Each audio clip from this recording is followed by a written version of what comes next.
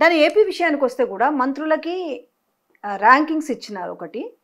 రెండోది పెమ్మసాని ఉన్నారు కదా, ఈయన డబ్బులు ఇవ్వద్దని ప్రపంచ బ్యాంకుకు జగన్మోహన్ రెడ్డి లేఖ రాస్తున్నాడు అని భయం. వాళ్ళు ఇవ్వట్లేదని విషయం జగమెరిగిన సత్యం. ఏషియన్ మర్కంటైల్ బ్యాంకును వరల్డ్ బ్యాంకు మనకు 15,000 కోట్లు అప్పు ఇచ్చింది అమరావతి రాజధానికి. దానికి ఆల్రెడీ ఒక కండిషన్ ఒకటి అప్లై చేశారు సడన్గాను.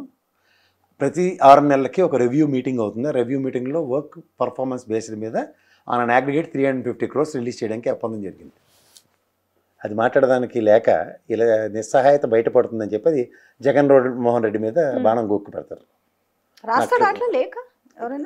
రాస్తారు ఇంకో రాసినా దానికి శాంచ్యూటీ ఏముంటుంది?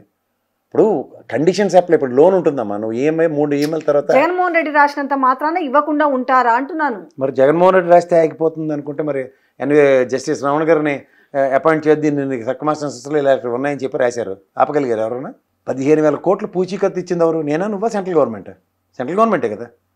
నరేంద్ర మోడీ గారు, ఆర్థిక శాఖ మంత్రి నిర్మలా సీతారామన్ గారు ఇచ్చిన పూచీకత్తుకే కదా వాళ్ళు మనకు 15,000 కోట్లు ఇచ్చి 6 నెలల తర్వాత కండిషన్స్ ఎందుకు పెట్టారన్న విషయం చెప్పమను పెమ్మసాని గారిని బయటకు వచ్చి.